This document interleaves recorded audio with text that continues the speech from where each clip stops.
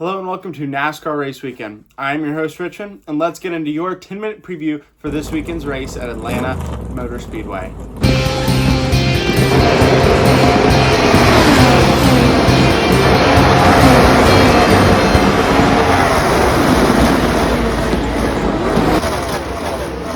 Well, as of today, on Friday, the odds are looking a little close together at the top with 6 drivers all tied at plus 1,100. So I'll list them out. You'll see their things pop up on the left side of the screen. But to start is Denny Hamlin up there. We've seen him on a tear in the points lead at the moment. Following him is Joey Logano, somebody that is trying so hard to get their season back started. Kicked out of the tournament, but we can see maybe he can get something done at these super speedways where he runs so well during the race. A teammate just in the same scenario with these super speedways, Ryan Blaney, another Penske Ford. We see these Fords do so well at super speedways. It's just a matter of if he can put the cherry on the top at the end of this race. Ryan Blaney's also competing in the in-season tournament still, so he would really love to walk away from one of his best tracks of the win. And speaking of a driver who has this as one of his best tracks, the hometown hero, Chase Elliott, up here in this tie for the top odds. That 9 car, as I said earlier, in victory lane last fall. Curious to see if he can do it again. He was running well here in the spring, so I think that he definitely has a shot, and it'll be interesting to see if he can go back-to-back in these in-season challenge Atlanta races. Next to him is Tyler Reddick in odds. What is there to explain? Tyler Reddick won the race with literally missing his right front wheel cover. Was gone, not on his car. So he's definitely good at this track, but it's a super speedway. You never know what can happen, and with the way his season is gone, he really needs to turn around here so maybe he can get lucky and sweep the Atlanta races this year. And following right behind Tyler Reddick, closing out our top 6 in odds is Austin Cindric, the third of the 3 Penske teammates. And it kind of surprises me that they have Austin Cindric up here. I know that he won the Daytona 500 as a rookie and that he has been running well on super speedways, but he just hasn't been making moves for himself recently. He's been kind of low and hiding out. So an Austin Cindric win would definitely be big for his fans and for that driver. I'm surprised that he's plus 1,100 odds, covering drivers like Kyle Larson, William Byron, Carson Hocevar, the guy that won the last super speedway race we've had, C. Bell, who's won it, but maybe they know something I don't. Austin Cindric closes out those odds. Speaking of those odds, let's look at the in-season challenge. We only have 8 drivers left, as it is whittling down here. It is better, though, than last year where we had Atlanta as the first round and all chaos and broke loose. So at least it's farther around, but there's really no way to predict who is going to make it through this round. We have Bowman versus Gilliland. A toss-up. Leans Bowman in the odds, so I would lean to him, but Gilliland's a Ford. Fords always run well on super speedways. Then next matchup is Briscoe and Chase Elliott. Elliott won last time we were here. Briscoe ran well at Talladega, so could be either or there. Hamlin and Bell. Hamlin tends to not be lucky at super speedways other than Daytona. He's won 3 Daytona 500s, and Christopher Bell won that race last spring. So it really could be either way between them. In the same way down there, William Byron, back-to-back Daytona 500 champion, versus Ryan Blaney, a guy who always seems to find a way to get it done on super speedways with Talladega wins and a Daytona Coke Zero 400 victory. So, all 4 of these matchups could go either way, and it'll be really interesting to see who advances to next weekend's matchup in North Wilkesboro. Looking now at the NASCAR Cup Series standings as we start to close in on the chase, a big gap is starting to form. Not as big as we saw earlier this year, but 44 points between Denny Hamlin and Tyler Reddick. Something that, as I said last week, didn't think was possible, but here he is, and he has arrived. Denny Hamlin, the consistency man for the past couple of years, has taken the regular season points lead.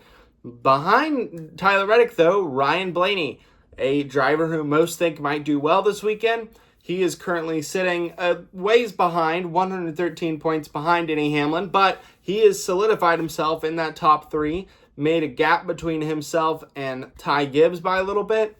Between that, we've got Chase Elliott and Kyle Larson swapping positions. Chase Briscoe actually jumped 3 positions after that win there in Chicagoland. Hocevar fell 1, Suarez fell 2, Bell stayed exactly where he was in that movement there, the jumbling that occurred. Now, if we look at the other side, we've got some movement around the cut line. We've had it a little bit here recently. Austin Cindric moves up. Eric Jones moves up as Ryan Preece falls down 2 spots, looking from the outside of the cut line in by only 4 points. 4 points can be made up in stage 1 this week here at Atlanta. This is, you do not get much closer than these 4 points, and we are a ways out. But it is just showing how significant it is. We always see it come down every year. They interview the guy at Daytona who just got eliminated, and he always goes, 1 stage point is all I needed. One time where we flipped the stage and instead I could have gotten those points. It always comes down to that. Ryan Preece, 4 points out. Joey Logano, 16 points out, tied with AJ Allmendinger. Brad Keselowski, a little farther out, barely, but it's going to come down to these nickels and dimes in these races, and these final couple of races before the chase, these, I think, 7 races left. It's going to come down to these getting stage points, getting consistent finishes. It's going to be who can survive Atlanta this weekend and who walks away with that checkered flag to figure out where this cut line moves coming out of this race.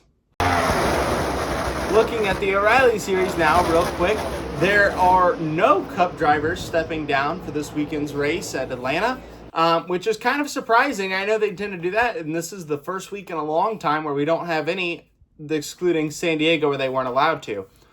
Looking at the odds, though, for the O'Reilly Series, to nobody's surprise, the guy who topped the odds and was leading coming to the white flag at Atlanta, me and some buddies were there at that race. An amazing finish to the Spring Atlanta race for the O'Reilly Series. But as leading the odds here is Austin Hill at plus 275. It will be very interesting. He got turned in turn 3, saved it. It was crazy save. But it'll be interesting to see if he can this time lead the white and take the checkered as well.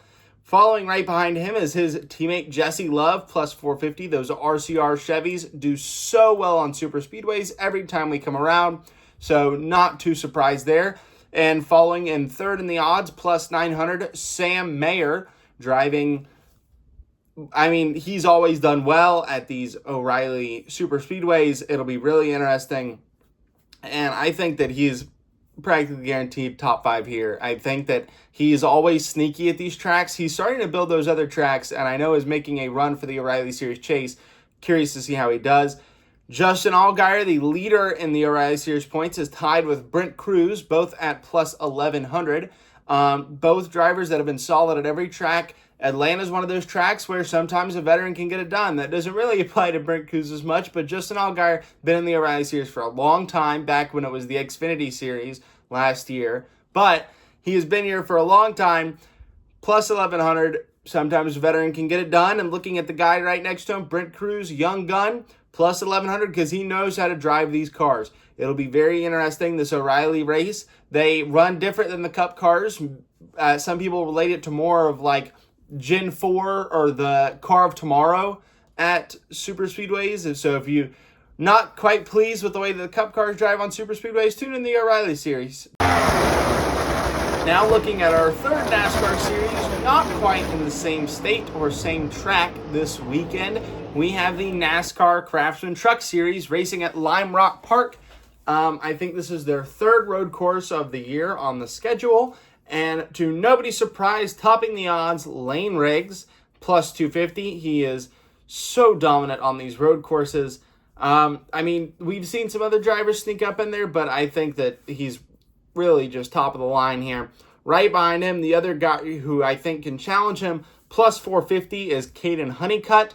Right behind him, plus 700, is Gio Ruggiero. I think both of those guys can really sneak in, maybe get an underdog story here. But I think those three right there, kind of like what I said last week with the Cup Series, or with the O'Reilly Series, one of those three is your victor walking out of Lime Rock.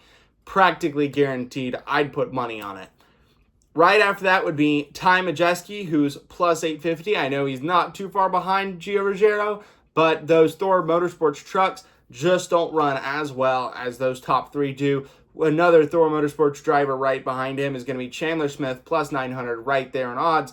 Other than that, I mean, fun little add-in. We have Parker Kligerman this week in the truck, stepping down from the CW booth. I don't know if he's going to be able to make it from the 1 o'clock truck race on FS1 all the way to Atlanta for the 7 o'clock O'Reilly race, but it will certainly be interesting if he does try. He may show up middle of the race. I know I love seeing him in the booth, seeing him as a pit reporter on the Sundays, but best of luck to him on this weekend's race at Lime Rock. Now, our last and final thing, looking at my fantasy team for this weekend. In my garage, I have Ross Chastain driving that beautifully designed number 1 car. I cannot get enough of it. NASCAR is using it all over the place. BeAMoose.org. And I think that he will have a strong weekend. I'm just not totally sure. And I've got some other drivers I want to use ahead of him, so I would leave him right there in your garage. Austin Hill takes up my 5 spot at number 33. First time that we have seen that car run, the Bank OZK Chevy, on the track. The first time we've seen it since Kyle Busch ran it. Speaking of Busch, they just announced today that there will be a memorial service held at Charlotte after the truck race in October.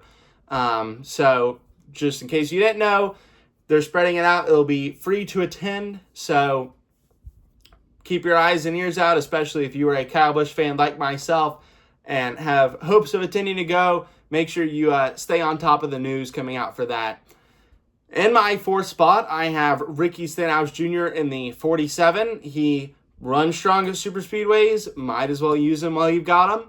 In that 3rd spot, I mentioned him earlier, somebody that needs to get his season under himself and make the chase because he can't miss it on an even year. Joey Logano needs a fantastic race here at Echopark Speedway. And I think he can get it done. In my 2 spot, I have Todd Gilliland. I know that he isn't the favorite in his matchup between him and Alex Bowman, but I think that pressure of having that matchup, he's going to run well, get a top 10 here at Echopark.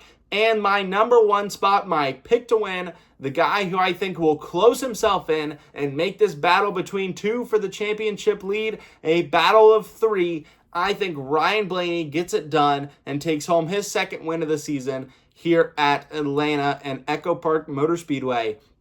Thank you so much for watching this weekend's video about the race at Echopark Motor Speedway. Remember to comment down below. Who do you think will win the in-season tournament, or who do you think is going to win Atlanta? This is going to be an amazing race. They always are here. So remember to get tuned in at 7 p.m. on TNT to see the conclusion of the Echopark races this year. Thank you so much for watching, and remember to watch the race and stay rowdy.